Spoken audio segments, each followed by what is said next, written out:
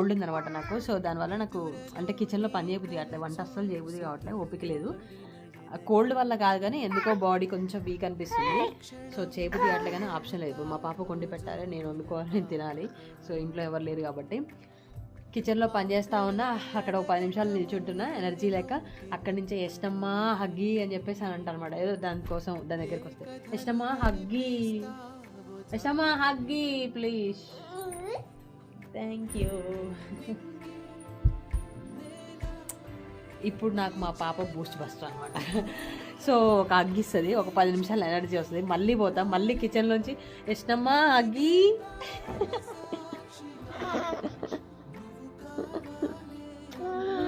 సంక్రాంతికి ఇంటిని మిస్ అవుతున్నా యష్ణగాడు నేను. పోదామా ఇంటికి? యష్ణమ్మ హగ్గి హగ్గి. అంతే, బతికేయాలి అలా, తప్పదు.